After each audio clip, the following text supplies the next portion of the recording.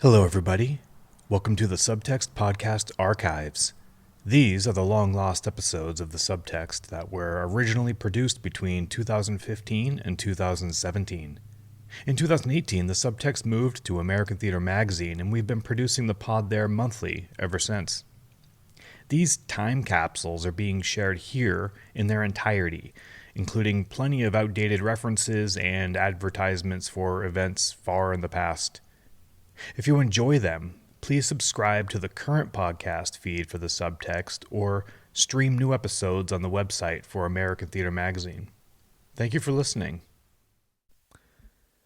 So, 2 years ago, I started research on a play involving prisons.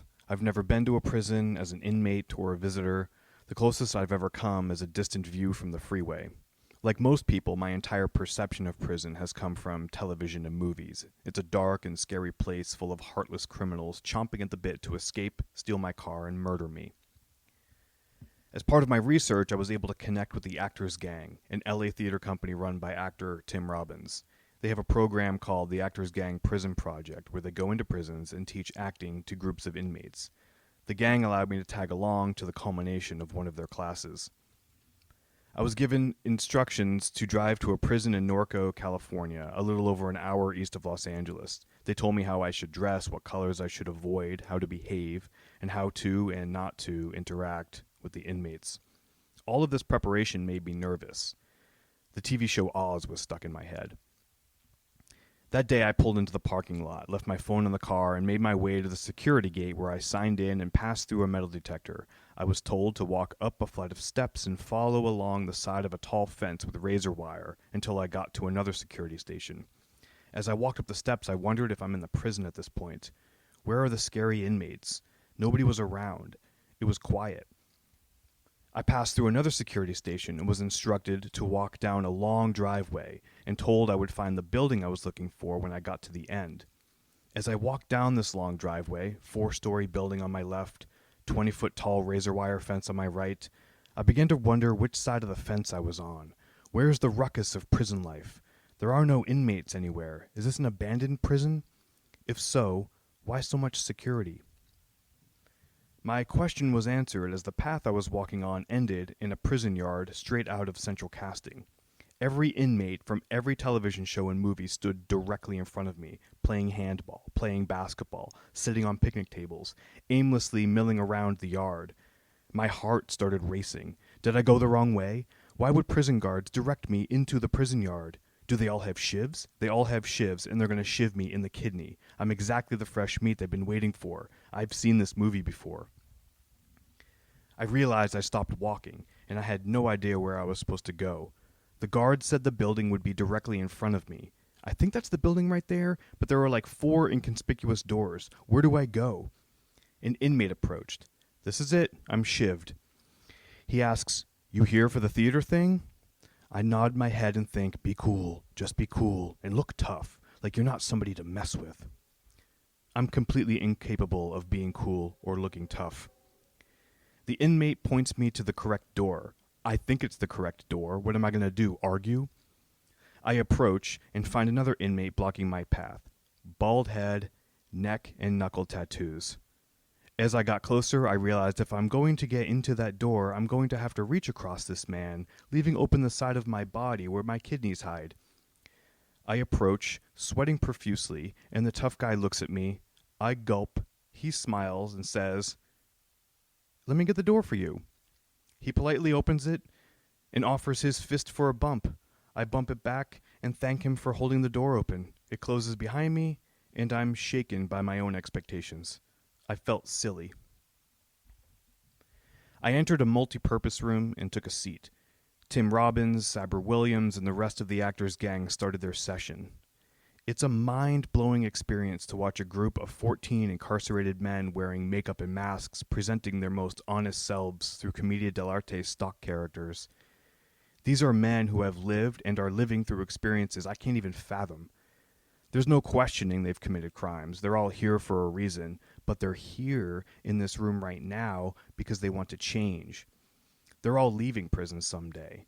They don't want to always be the person they were when they first entered this place. I could see the sincerity. maybe that's not possible to see sincerity, but in their eyes I saw something: honesty, hope, humanity. The inmates cycled through several acting exercises and some pre-written scenes. One of them played guitar, and at the end of the 2-hour presentation, the 14 men serenaded us with the Rolling Stones song, "You Can't Always Get What You Want." When the session ended, I was approached by several of the inmate performers. Each and every one of them held out their hands to shake mine, looked me in the eye, and said, "Thank you for coming here today." I gladly shook their hands in return and thanked them for showing me what looked like some really difficult work. Our brief conversations were mostly about how long they've been in prison, 12 to 20 years for those I met, and how much longer they had, between 2 days and 2 years. Most of them didn't talk about what they did, nor did I ask. One guy briefly mentioned how hard the past 18 years has been for him and how he's moved from prison to prison, but it wasn't until he got to Norco and participated in this acting program that he felt like he could live on the outside again. He told me, "I can't look back anymore. I have 21 months left, but I gotta focus on right now." His name was Eugene. He had a kind smile. I noticed the inmates circling Tim Robbins. What a trip that must be for them. I find myself standing alone in this room and realized it was time for me to go. As I began walking out, Mike, another inmate, locked eyes with me and said, "That was hard, man." I didn't know what to say. I self-consciously responded, "You got through it."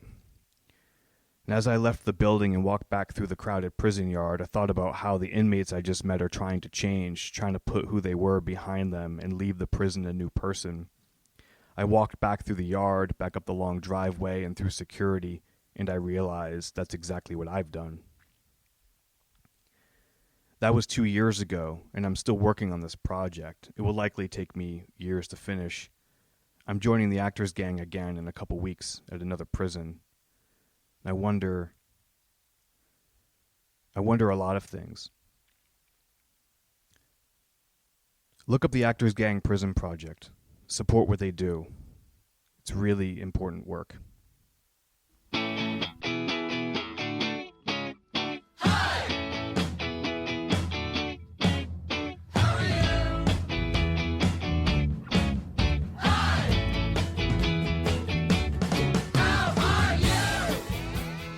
Welcome to the Subtext. My name is Brian James Polak. I'm a playwright and the guy asking the questions.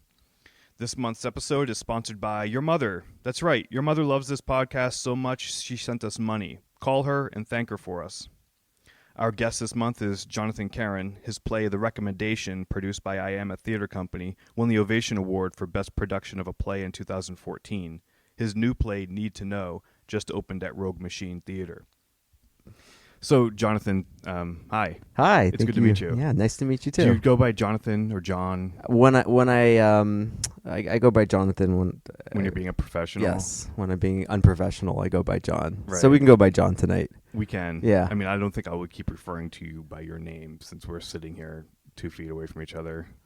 Tell me, Jonathan. Yes. That sounds weird. You could just call me you. Yeah. Hey, you. Hey, you. Well, it is great to meet you. I apologize for the dog hair that you're going to get all over your pants. It's okay. My dog will be very jealous and suspicious of me tonight, but that's okay. It's just the hazards of podcasting. So, welcome. I know very little about you, which is going to make our discussion interesting. Hopefully, we'll both learn some things by the end of the evening. Yes. So the little I know about you is that you are actually from Los Angeles, mm-hmm.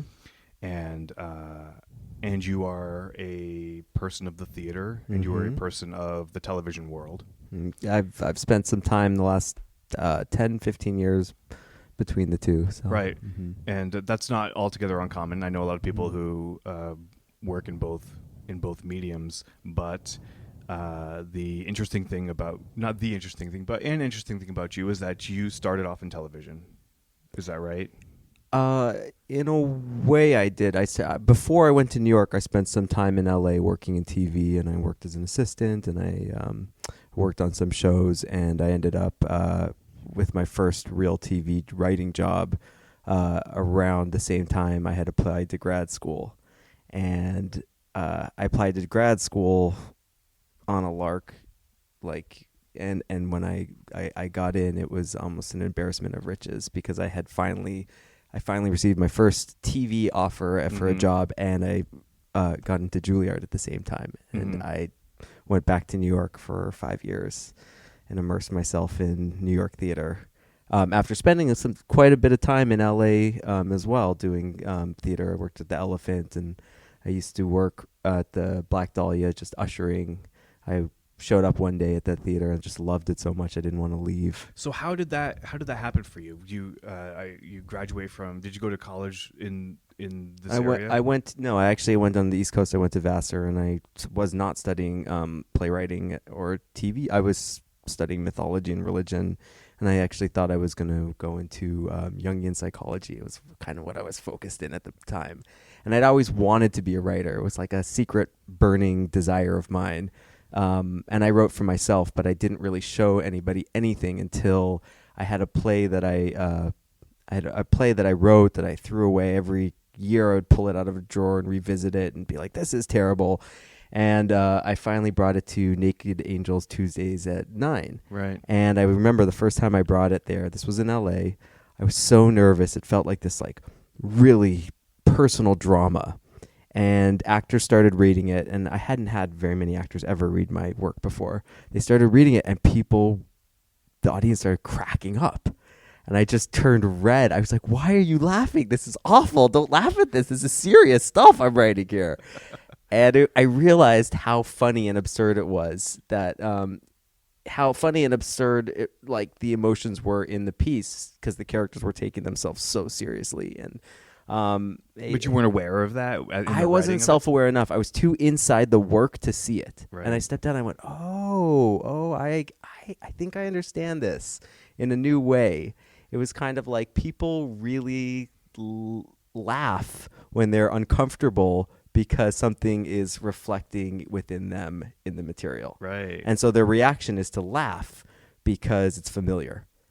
And that was a surprise to me as a writer to have that experience where I'm like, wait a minute, no, this is really serious to me, but because other people can identify or related to it on some level, the reaction was laughter.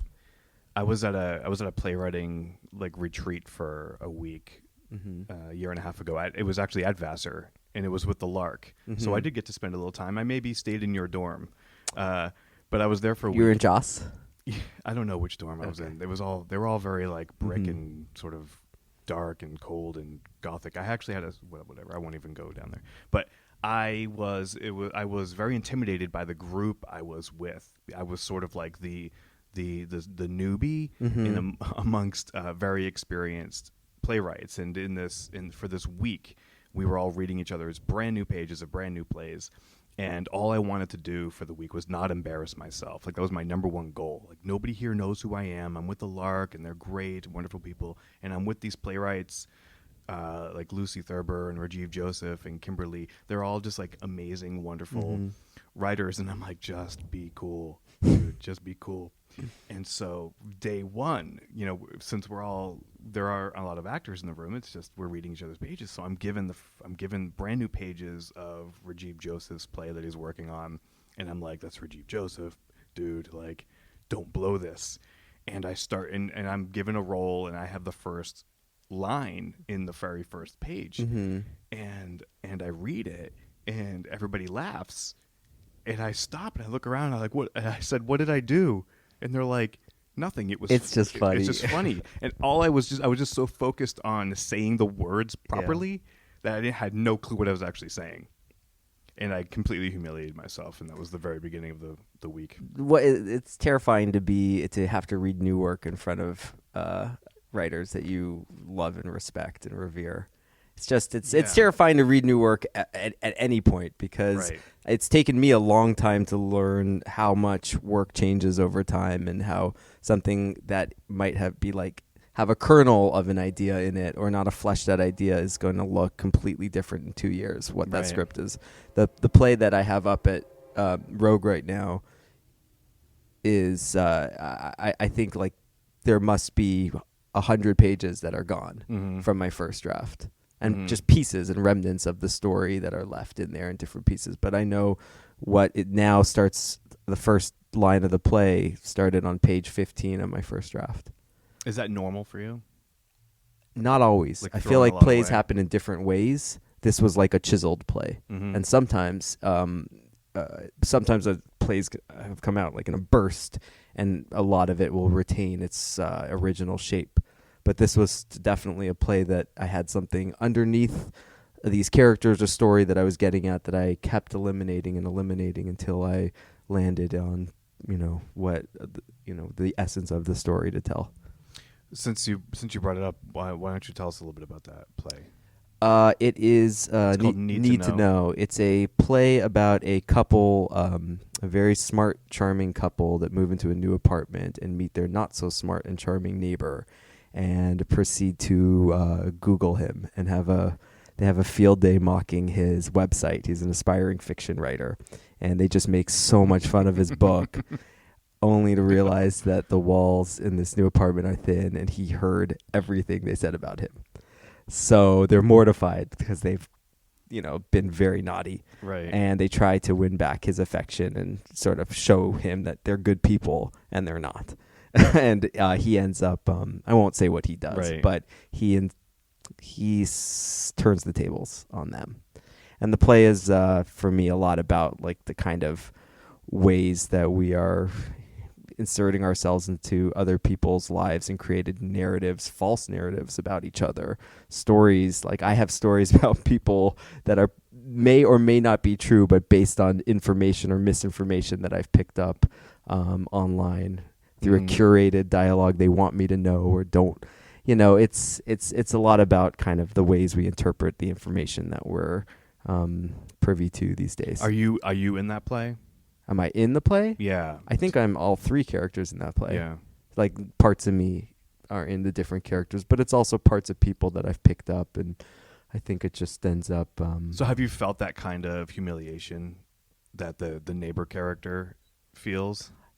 Sure. I mean, I think anyone has either had the fear of somebody bad-mouthing them and making fun of their work. I've had the voice in my head after a reading where I'd be like, they're outside in the hall being like, that play was terrible. He is such a terrible writer. Right. I've heard that in my head, whether I've actually heard it. But that's in your head. Yeah. Right. I mean, I'm sure it's happened. I have no doubt. Right. Because people are really mean. And that's what the play is about, how vicious we are to each other. And in turn, we really are being vicious to ourselves. And all this judgment and focus on others is like such a projection. And it happens like all the time, especially as you just in like the smallest ways. It's not like it's all vocalized, but if going through, when you disseminate information and you're looking at profiles online or your news feed or your Twitter feed, you're making all kinds of assumptions and categorizations of people on an unconscious level that you don't even realize.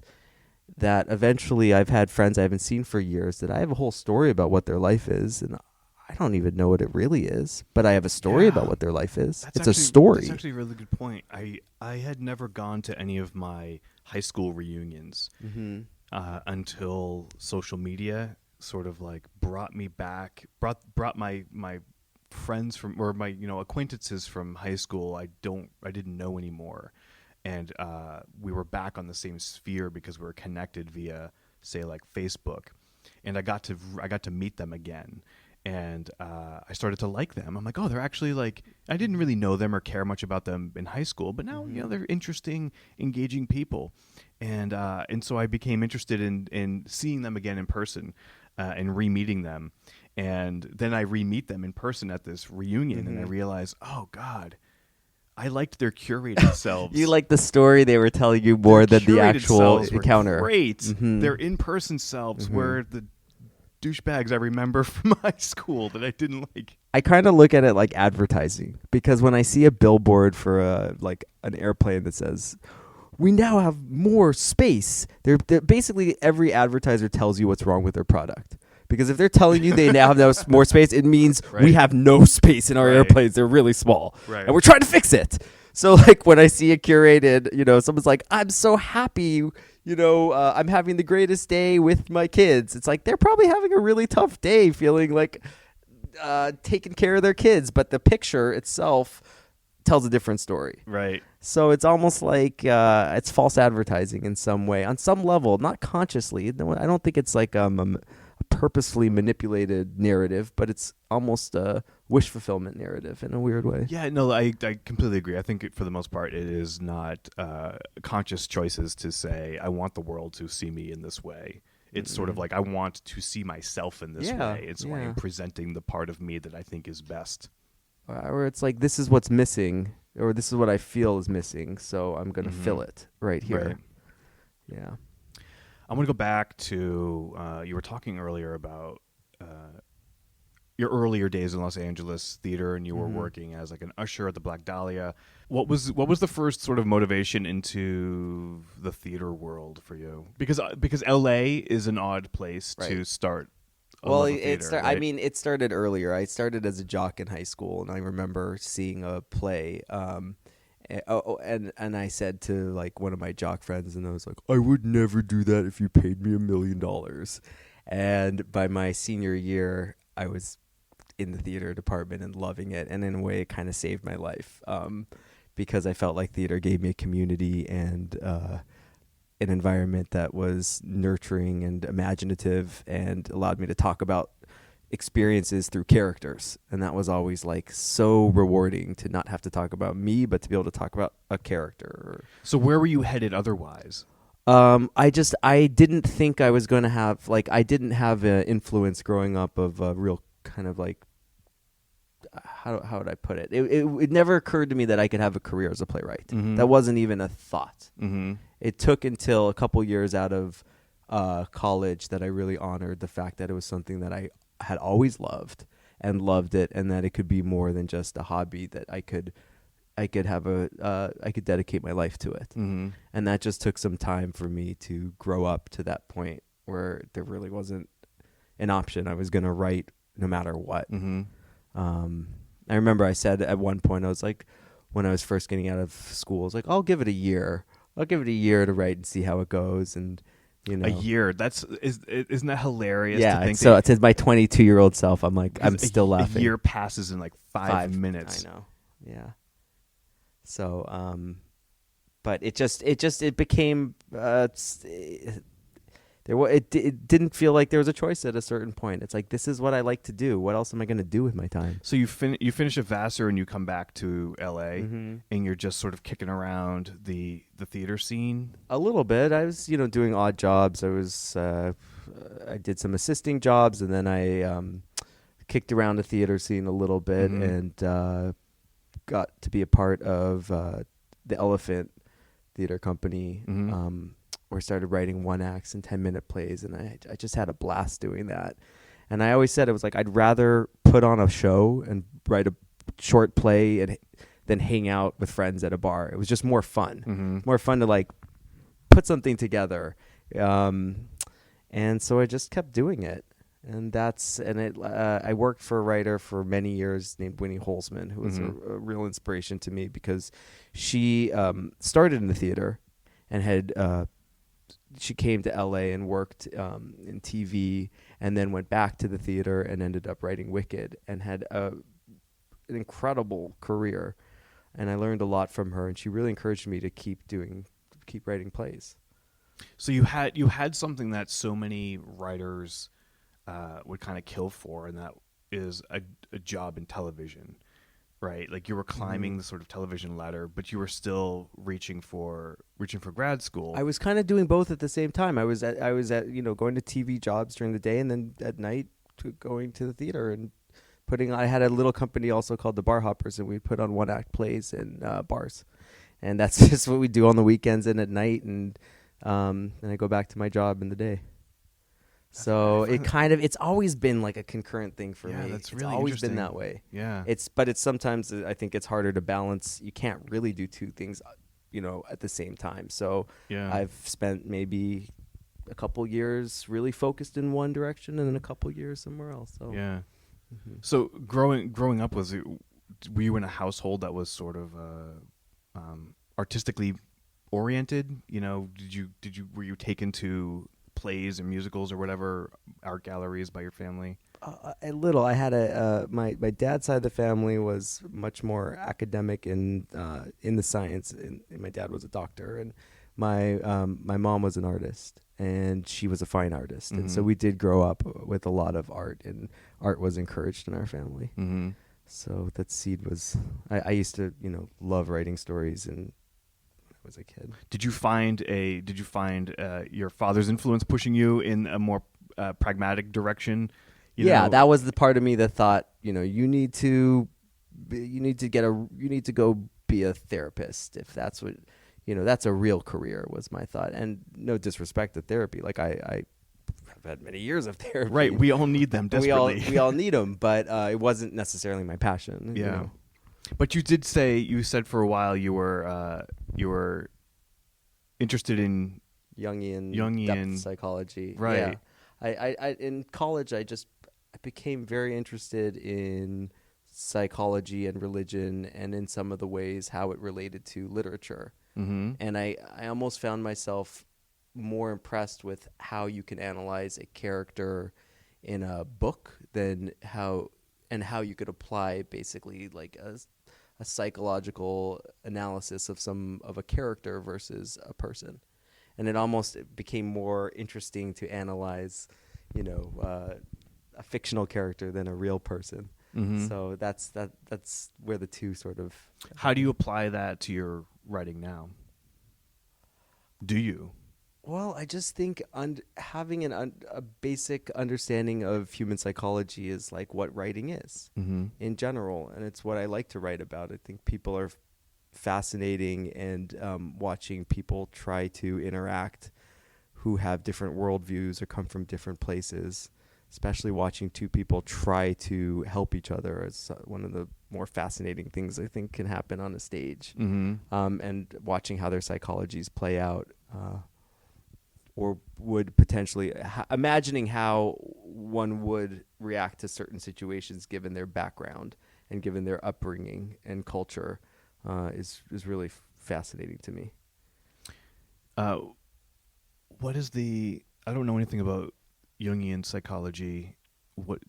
Am I putting you on the spot by saying? No. Can you distill it to its essence? Yes, the essence is he kind of breaks people down into 4 types. There's the thinking, feeling, sensation, and intuition, and introvert and extrovert, and he's like archetypal senses of people is one of that really applies to literature. Like you could have like the wounded healer, which is someone who can help others but not help themselves, or the eternal mother, which is someone who is like a real giver, or there's the archetype of the disapproving father, and we all know what that character looks like on stage. Right.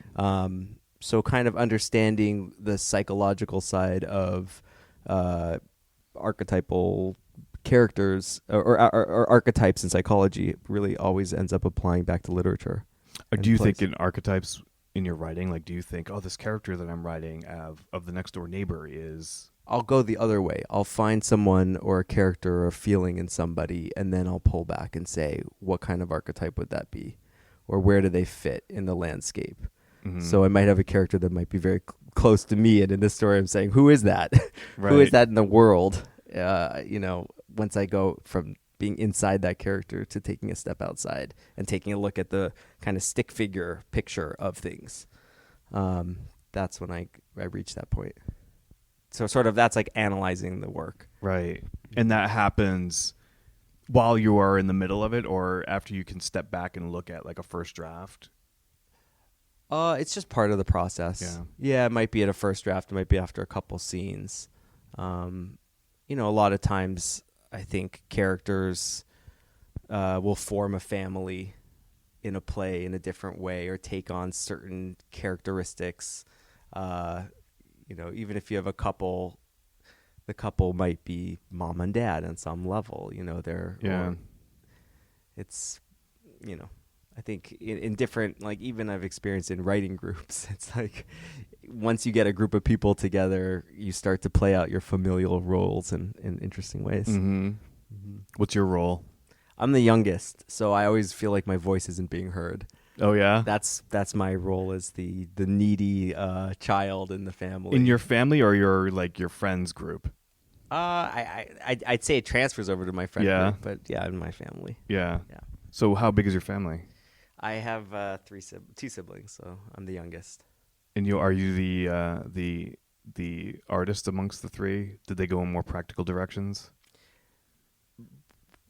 We all sort of went into the arts in different ways. My sister started as an actor, and her career has led her through different stints in marketing, and she worked in development at one point. Now she's a photographer, and she's really thriving as a photographer. It's really cool. Our worlds intersect. She's like doing headshots of friends of mine, and so That's cool. yeah, That's cool. And my brother works in the music business, so it's a creative world. So, yeah, but it's, all three of you have yeah. gone in the yeah, but it's definitely a business. He's on the business side of things. Yeah.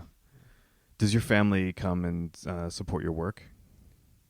Yeah, I have an extended family in LA. So my uncle was at my play the other night. He's the unofficial mayor of Venice Beach. Oh, yeah? He dances. What does that mean? I find this interesting. He dances at the drum circle on every Saturday and Sunday, like religiously, and goes to Burning Man and wears weird outfits and designs his own hats. So he came to the play last night in rainbow suspenders and a white top hat that had a two feathers on it that were connected to a solar panel that made the feathers move. It was a mechanical feathered hat. He upstaged me. That's kind of brilliant. For the briefest moment, I was like, oh, this is a character in a play. But then I'm like, no, you actually can't do service. Like, the actual real person is so interesting. To write about it is to diminish it. The archetype would be your weird hippie uncle. Weird hippie uncle? Yeah. Wow. Now this makes me want to go down to Venice Beach. Oh, Saturday and Drum Sunday circle. at the drum circle. He's there. Just look for Uncle Steve. Did you know him? Like, I mean, were you close to him when you were growing up? Yeah, actually I was. I always admired his willingness to stand out and be strange. And I actually brought him to show and tell, I think, in 4th grade. He was my show and tell because he was he just always, marched to his own beat, and I admired that about him. Did you ever want to go down to Venice Beach? Well, I followed him to Burning Man once. Yeah? Yeah, I love people who are misfits and outcasts. I've always been attracted to that kind of personality, someone who doesn't want to conform to society and is going to be themselves, whatever that is. It's just I get it always like I'm kind of pathologically afraid of Burning Man. I have a hard time breaking out of my little bubble. Well, then you exist in. should definitely go. But I have friends that go to Burning Man, and they're like, "You're exactly the type of person that needs to go to Burning Man." I'm like, "Well, I'm the last person in the world. Maybe if you could helicopter me into Burning Man and then helicopter me out 24 hours later, I could." That's a situation. See, I could that's the handle. secret of what. Well, I don't know anymore. I wouldn't 10 years ago. Right. So I've only been once, but my big great epiphany of Burning Man was, the whole point of this is surviving Burning Man. That's the point of just going. survival? It's to survive this insane experience where you're like, you have no connection to the outside world. You need to find your own food. I mean, you have Right. 5 days in a lawless desert. Right. And if you can survive it, that's the point of the experience. Is that what you're going through? Like when you were there, were you thinking, I just got to get through this? Or were you able to sort of like enjoy the weirdness of the moment? Half the time in most of my life, I'm half in and half analyzing it at the same time. So I'm there and I'm like, why am I here? And what is the point of this? And why do people do this crazy thing where they like take a pilgrimage to the desert to go dance at night? What is this? So I'm like half trying to experience something, but at the same time analyzing the experience in context of my life and what is the meaning behind this? What brought me here? And for me, it was the whole point is to survive the experience of doing something. So you have two voices that are Yeah. going simultaneously. Pretty much all the time. Yeah. Does that mean I'm a crazy person? Or? A little bit, yeah. Mhm. Yeah. So how is this going right now? I'm What's that sitting voice- here what's right the now, voice saying about this and I'm also situation? thinking about, what Thai food I might possibly eat in 20, 30 minutes. Right. I get it. Now you And also, I'm thinking about I'm self-conscious enough to think about how what I'm sounding like on this podcast as well. right. Well, hopefully people will chime in and say you sounded wonderful. Okay, But you'll never know because I'll you're never know. You're never right? going to listen to They it. could be laughing at me too. They could right now. They'd be like, "This guy." This is the moment. We are 27 minutes in, 30 minutes in, and they're going to be like, "That's when we turned it off." I mean, I don't feel alone here. I think most people have an inner voice that's happening while they're experiencing things.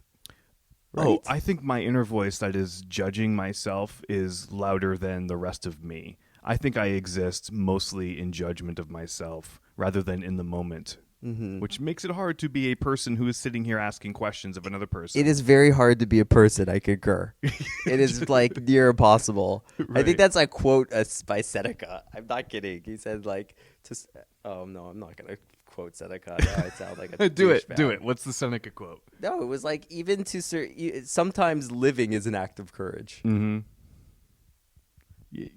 I don't think that's pretentious. All right. I don't think so at all. I think it's true. I think life is hard.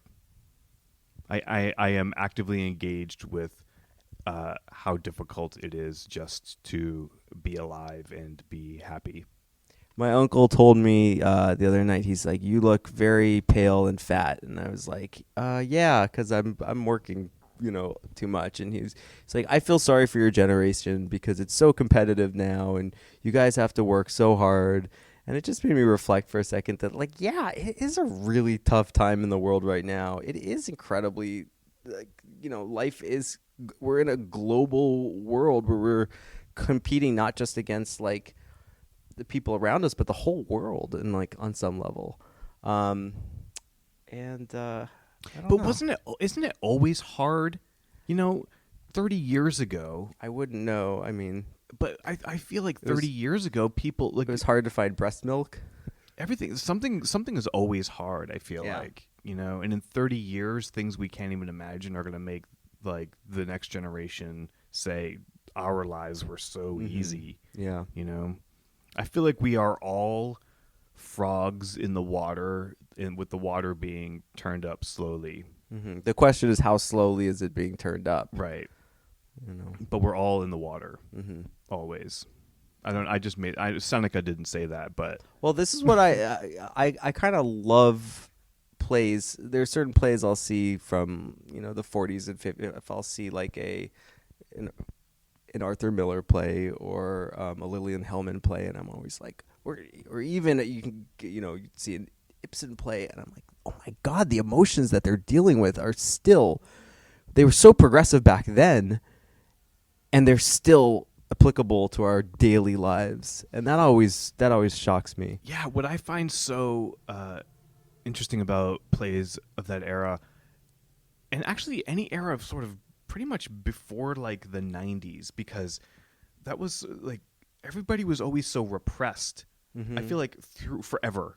Like everybody was like bottled up in some way forever until the 90s started to happen. We started to open up, and then today I don't feel like there is as much repression. Like people are so much more free to live how they want to live, and so when I read these plays or see these plays from these eras that are so emotional, that's what I feel like I'm so impressed with them in that context. Because they were able to break through the times and show Yes. something.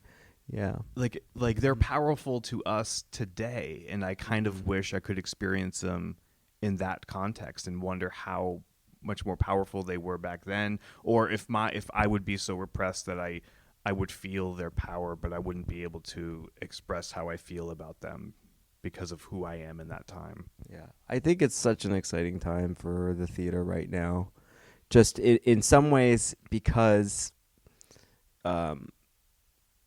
like there is so much entertainment out there and television, like the experience of going to a theater and seeing a live show is becoming more and more sacred the experience of actually having a human connection where you have to worry about an actor on stage if they're gonna, make it through their scene, and you're right there with them. I mean, that experience is special in a way that it connects us back to our real sense of self and our humanity. And it's also exciting because there's just the medium itself keeps evolving in a lot of ways to me, and what can be done and what has been seen before can be referenced, and we're building upon it. And there's so many exciting playwrights doing work that I just never thought could happen on a stage. I saw Viet Gone. Yeah. Did you see Viet No, Gone? but I know about that play, and that's an example of something that, like, you would maybe, I don't know, 10 years ago say you can't do that, or that wouldn't happen, or no one would put that on? Or? I don't know if that play could get that production at South Coast Rep Right. 10 years ago, 5 years ago. Yeah. I don't know. Perhaps there's something about the moment we're in now that allowed that play to happen. But I was so blown away by the writing and by the entire production of it, and I was happy on like 10 simultaneous levels. For Kui, who I don't even know, the writer, and I was just so inspired by him and what he was able to accomplish, and sort of the complexity of his writing. And it was sublime. But then these actors were amazing, and then I felt like the context of Orange County and the sort of like conservative nature of the area, and this being just like bowling people over, and the whole production was just fantastic. I was expecting to go and enjoy a production of a play by a playwright that I was interested in learning more about, and I sat there stunned. Did you see Guards at the Taj? And 1 week later, I see Guards at the Taj. So What do you think? I was completely blown away by Guards at the Taj. I couldn't believe a play that was set in that time period could feel so contemporary. He brilliantly wrote it in contemporary language to keep us. I mean, I don't know what Rajiv was really thinking, but I felt like he was to keep us emotionally invested in these characters and not sort of alienated from what they were dealing with. Yeah. And I went to that play, and here I am in 1 week. In a 1 week span, I see two of the best productions that I have seen in years, and it made me feel so inspired for theater in this community. And I have actually talked about both of these productions nonstop ever since seeing them. It's exciting. I think it's so difficult. Like I remember working at the Elephant, and a play showed up by Kyle Jarrow. It's called Armless, and everyone was all abuzz about it. They were so excited to get a play from New York. And then I went to New York. I moved to New York and spent a lot of time immersed in that community. And I understood that there was a real divide between what was happening downtown or in theaters in New York and kind of the community in LA and what they were picking up on. And it feels like in a lot of ways a show might sort of its life could start in New York.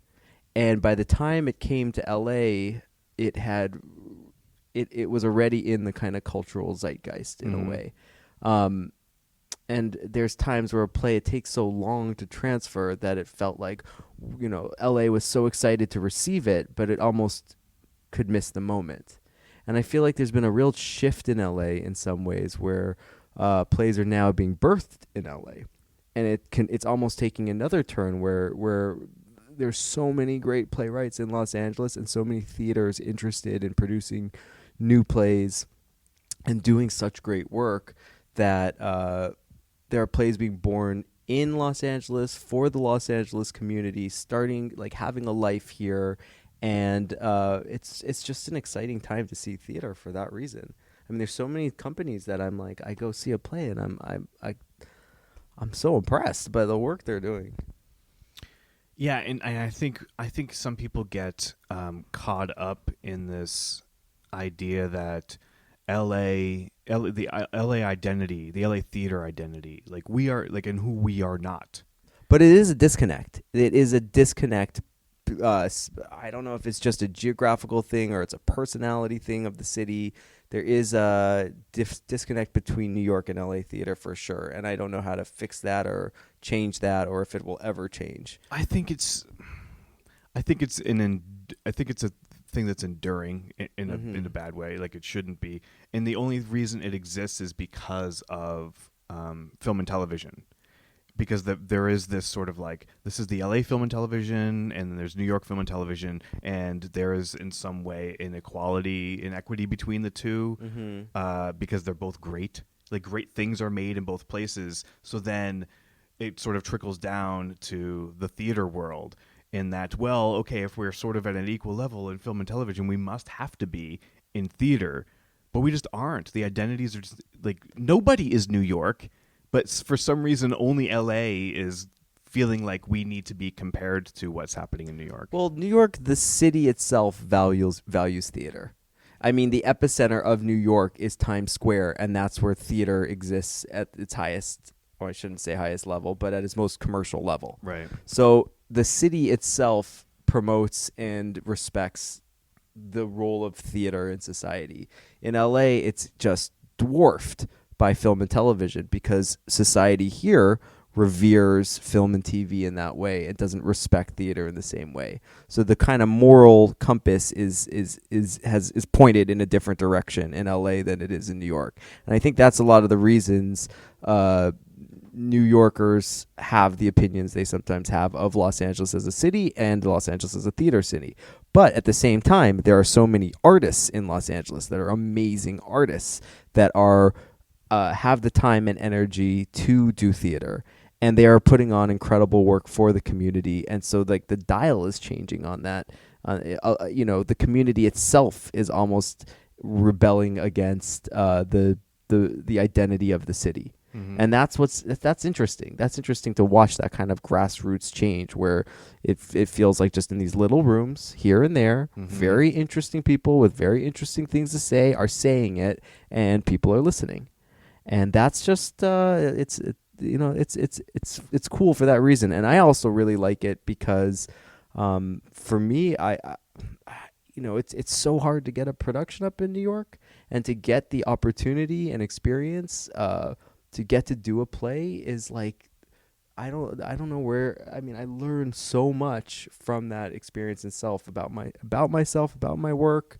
It's invaluable, and so I love it. So, but you moved to LA. You moved back to LA after leaving Juilliard, right? No, I was still in New York for several years, and I've really been back in LA for about 2 years. But at the same time, I've been fortunate enough that I've been almost bi-coastal for half the time. I mean, I'm back and forth so much, and that's. Is it that you're here for film and television, and that theater brings you back to New York? Sometimes theater brings me to LA. So it's now I've been here a lot of the times because I'm doing a play here, and that's cool, and I like it.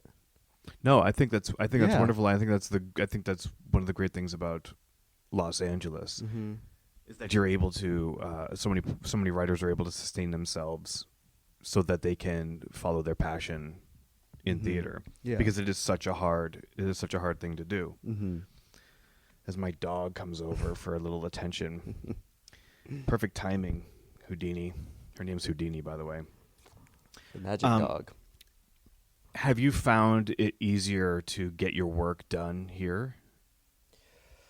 Yeah, I have, I'm and curious I can't tell you why. I just I think.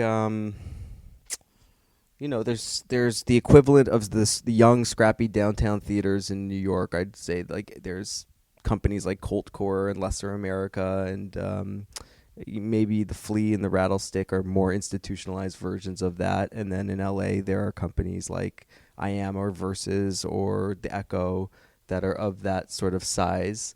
And in a lot of ways, it's just they can produce more work. They just can under the equity waiver contracts, especially. They've been able to, do 3 or 4 plays in a year, and maybe there's 2 or 3 happening per company in New York.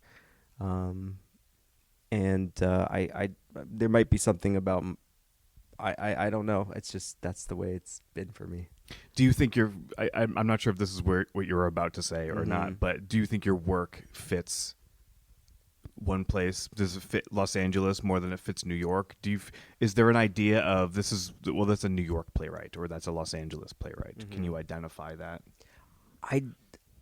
I mean, John Robin Bates is an LA playwright in the sense that he grew up in Los Angeles, but he's intrinsically and fundamentally a New Yorker to me now, and his plays reflect New York, even though he writes about sometimes his family in LA.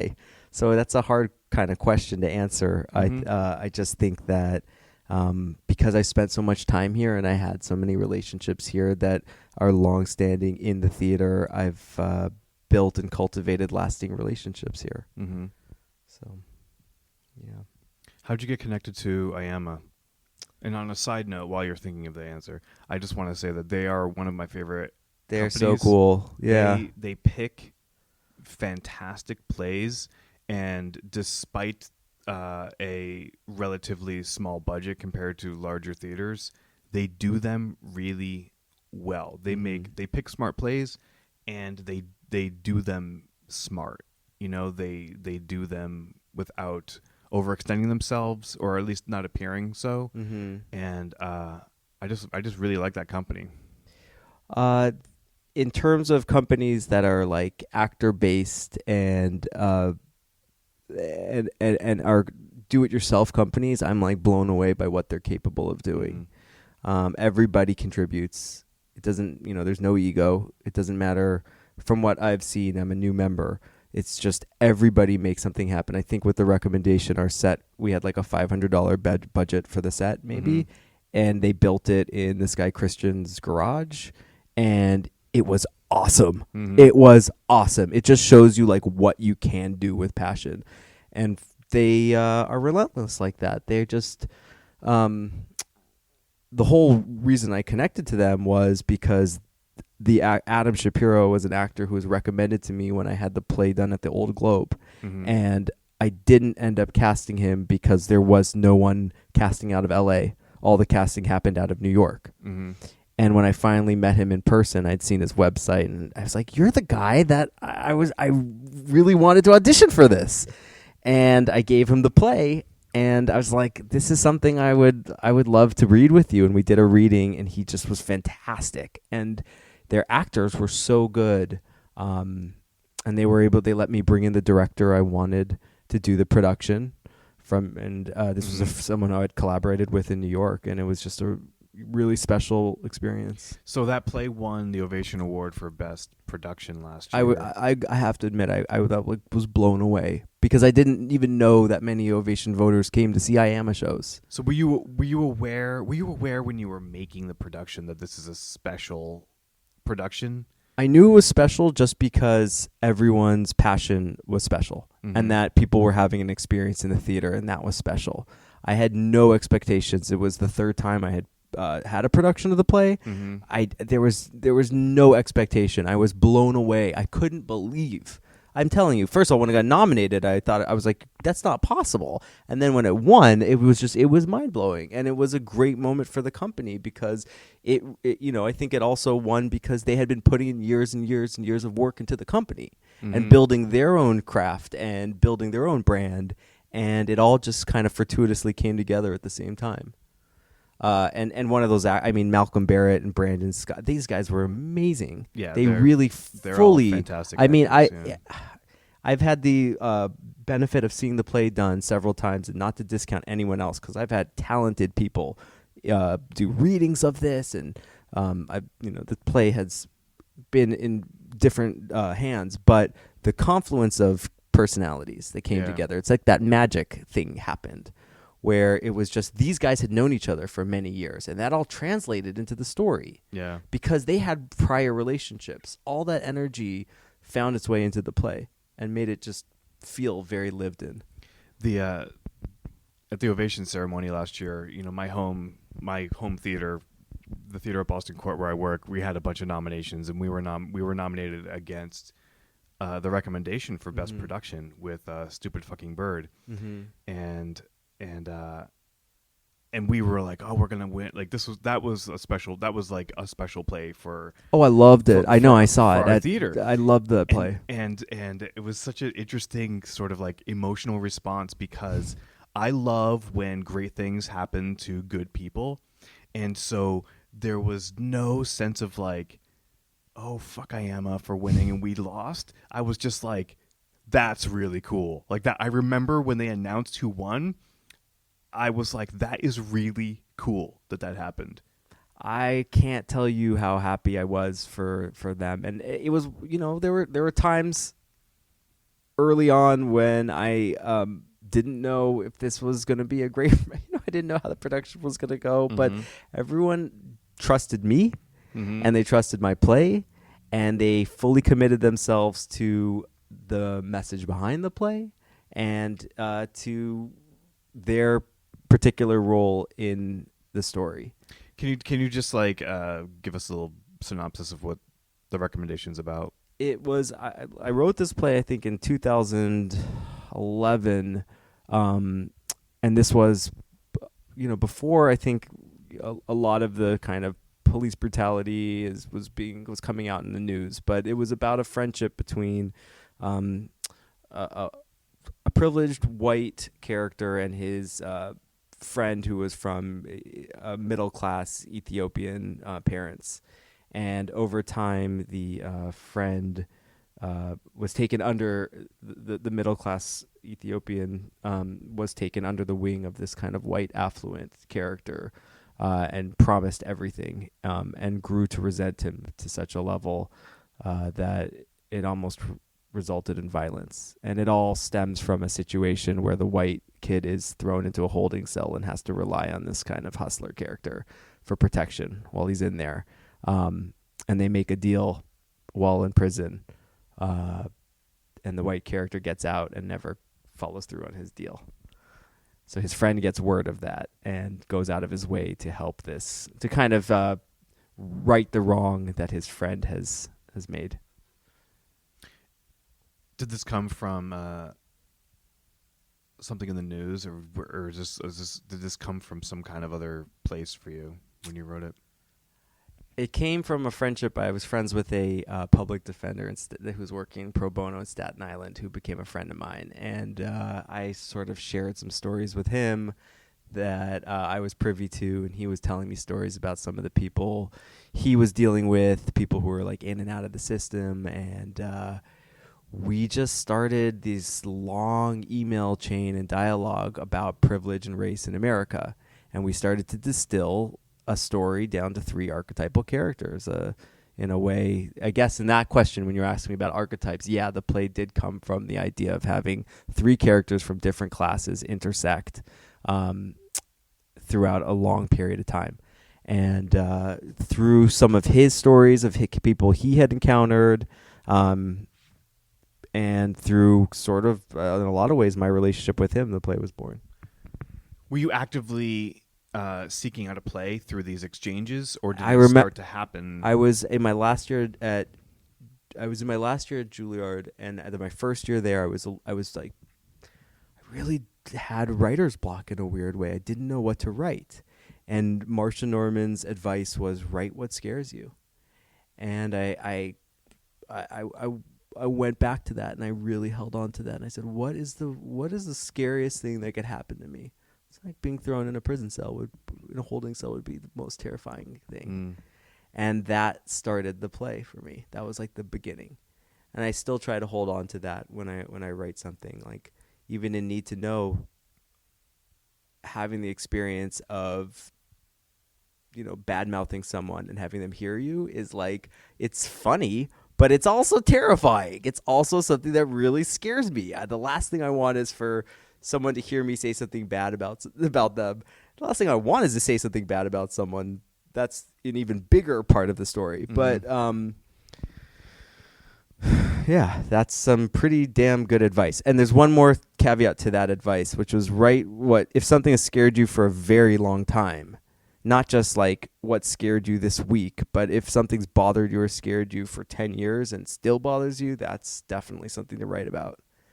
And so in a weird way, the play did start out of a place of desperation of like, well, fine, I'll follow your rules. Tell me what to write. Okay, write what scares me. I'll tell you what scares me. And it was like rebellious. And the play itself kind of retained that rebellious feeling of like, fuck you. I'll write a play. And are you feeling it? Are you able to feel that while you're writing, or are you disconnected? No, I'm definitely feeling it. Yeah. I get lost in plays. I'll have an idea and I'll think I'll have it all mapped out, and then I am gone, and then I am in the world of the play and in the characters, and I'm not thinking about anything else. And then I don't know. Sometimes it follows an outline or doesn't. But I don't approach plays from I'll come from like an intellectual place, and then I will completely leave an intellectual space to write it. That's when the best stuff happens. When I'm not. The worst stuff happens when I'm trying to really plot or like go somewhere or prove a point or something. Then it sucks. Yeah. I didn't know. I mean, with Need to Know, I had an idea of what I wanted the play to be, but I really had to marry myself to the characters to get anywhere. And it was more of a chipping away of like my bad habits and stuff I had to remove from the play, which was like moments of trying to be funny or, you know, it's slowly be like, nope, cut it until you cut out all the nonsense. So what's next? I'm writing a play called The Season about a theater company planning their season. It sounds like it could be a play that is connected to like 10 out of 12. Yeah, right? It's a little bit in that vein, but it's a little theater company that has all the best intentions and is trying to put on some great work and all the myriad of reasons why things go wrong. I think it's when it's just it's so hard to make something actually work. Right. You know, you could have a great script and it could still not work for whatever reasons, or I wanted the theater, like an audience, to be able to walk into a theater and understand how much work and blood, sweat, and tears goes into the planning of their season, of like what they're walking into. They just get to see the production. I mean, you're showing how the sausage is made, and it's going to be painful for a lot of people, right? No. This is not like an insider baseball story. Okay. This is it's about people. As much as I know at this point, God, I should not be talking about it because it's not written. What am I doing? Can you do it? Edit this? Oh, we'll turn the volume up on this section right here. Well, no, because I'm scared that I won't write it now. Well, what did Marcia Norman tell you? Oh, Jesus. Yeah, you're right. Well, that's going to end up in the play in some weird way. Well, thanks for coming in. It was really great talking to you, and I hope we have future conversations that aren't even recorded. Oh, they're all being recorded, trust me. Thanks. Thanks. Thank you to Jonathan Caren for spending time with us today. Go see his new play, Need to Know, at Rogue Machine. Tickets and info at roguemachinetheater.com. Theater is spelled the old-fashioned way, with an R-E. Thank you to Bill Bordy, whose generosity is the reason At This Stage magazine exists, and if they didn't exist, we wouldn't exist. Check out thisstage.la for lots of awesome performing arts in LA content. Thank you to Smarty Pants Danny Oliver for wisdom and guidance, and special thanks to Anna and John for the technical know-how to make this episode happen. The theme song for the Subtext is by International Pen Pal. Find them on iTunes and buy their album. It's quirky and clever and good. And then find us on iTunes and give us a rating and leave your feedback. Keep in touch with us on Twitter at Subtext Podcast. Email us, thesubtextpodcast@gmail.com. Thank you. You have reached the end of the episode. Next month, my guest is Vladimir Putin's horse.